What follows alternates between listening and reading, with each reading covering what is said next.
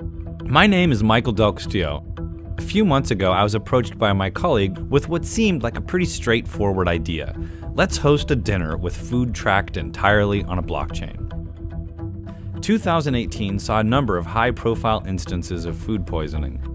In the time it takes to meticulously investigate who bought what from whom, blanket bans on products can result in as much as $90 billion in losses per year. That's money that could be saved by being able to trace the movement of food instantly. We wanted to track real-world food on the real-world blockchain. We hired a chef, rented a kitchen, got some food, and reported what happened. We were joined by entrepreneur Benjamin Weissman, founder and president of Farm to Table Logistics.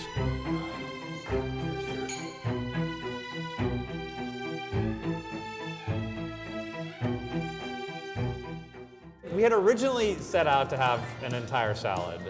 We only have tomatoes.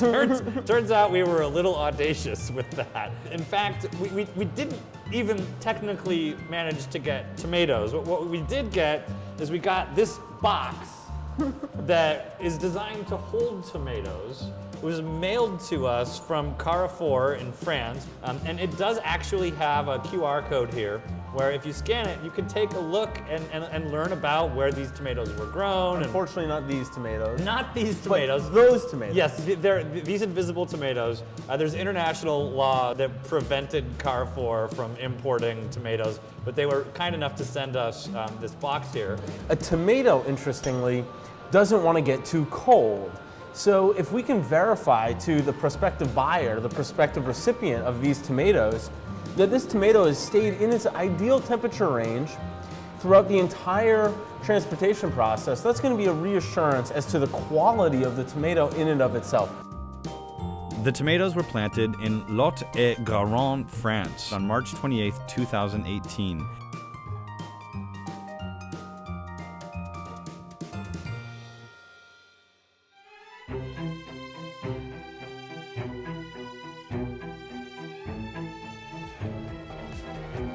On the packaging, it says every fish tells a story. We now know the story to this fish. Where it came from. Everything about where it came from. How big it was when it came out of the sea. We're gonna get to taste that story right now. So All right, let's do have it. a bite. Oh my gosh. That tastes very, very, very good. That is really good. During a 2-week voyage of the Sea Beluga vessel in the Sequest fleet, a Tunas albicarus, otherwise known as a yellowfin tuna, was caught off the coast of Fiji. After it was butchered, it weighed 56.87 pounds. Given an FDA number, and a grader named William gave the fish a B grade.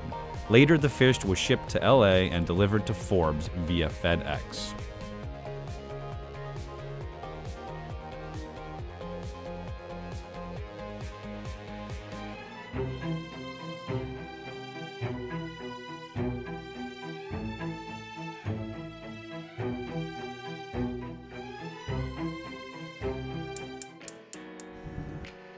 I'm really excited about this for a lot of reasons. The first of which is that it's steak.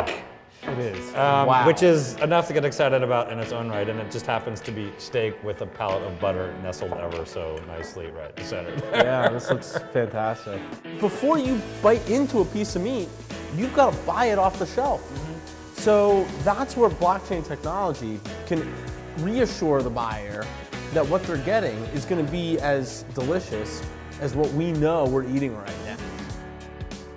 The ribeye was entered onto the beef chain on July 30th, 2018 by Carter Country Meats in Ten Sleep, Wyoming. The animal was processed at Double J Meat in Pierce, Colorado on August 2nd, 2018. Her carcass was halved and dry-aged for 2 weeks before the ribeyes were transferred to Lombardi Brothers Meats in Denver, Colorado, where they were dry-aged for an additional 28 days. On November 1, 2018, she was selected to be cold and sent to Forbes via UPS.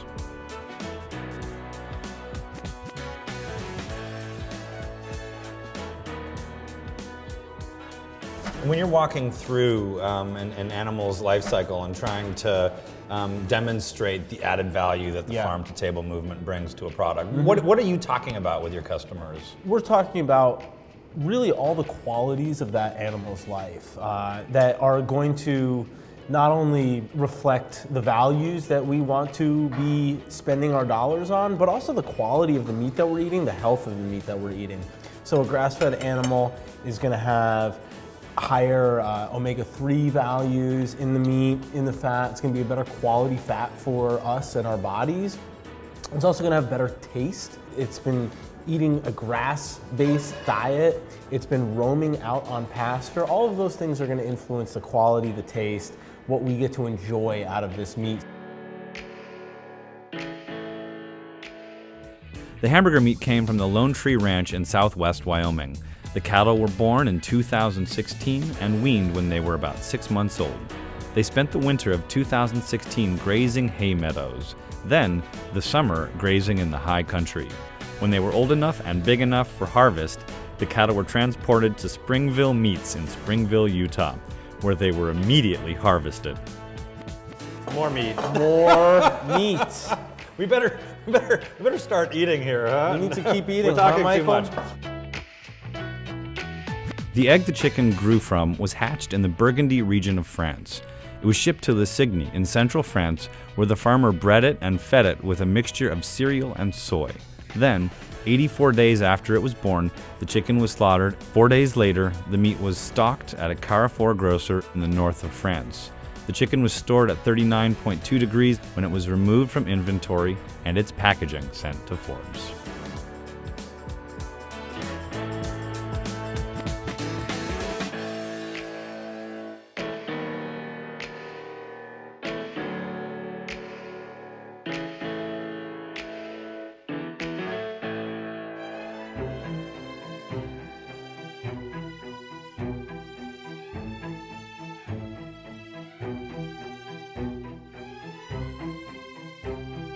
Unfortunately, the closest that we got to actual dessert food was an offer for some vanilla that was very quickly rescinded, and we couldn't even get the vanilla. So what we have here, though, is a lovely meal for the youngest member of the family. Yes.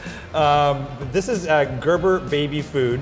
We gave Nestle and IBM, the company that's running the technology underneath it, the lot number off of the baby food here. And we were able to, by using that lot number, we were able to actually learn everything about baby food going back to its origin. What we really don't have right now is the user interface. So this is, at this point in the technology's development, it's just a back end. I think it was Nestle's first project, actually, with blockchain. And I'm gonna dip my finger in here and I'm gonna try this. Yeah, that's the right way to do it. That's actually really good. It's just mango. I'll feed that to my kids. Right? The mangoes were harvested on May 31st, 2017 from a farm near Colombia's Magdalena River, also home to the Magdalena River turtle. After being pureed, pasteurized, and canned, the mangoes were sent to a Nestle manufacturing plant where they sat in jars from April 10th to August 12th, before being moved to their final destination at the Secaucus, New Jersey Walmart, where we purchased them on October 28th for $1.28. What I really love about this is, if you think about it, the fact that we've got baby food from Colombia here, it's kind of a perfect metaphor for where we are with blockchain technology, which is to say, at the early stages. It's in the early stages, it is indeed. As we've learned today, we can't even put a full meal together. Not even close. If we can get our baby food on the blockchain and verify that it is the quality that they're saying it is, that's one step in the right direction. And the kids and the chickens will grow up with the blockchain. Our appetites are carnivorous. Steaks, pork ribs, burnt ends and briskets. And smoked meats are how we lost our innocence. My heart goes out to anyone who's missed this. If you're a hardcore carnivore, then make it known. We're over here, we're over here. Let me hear you make some noise if you ate the bones. We're over here.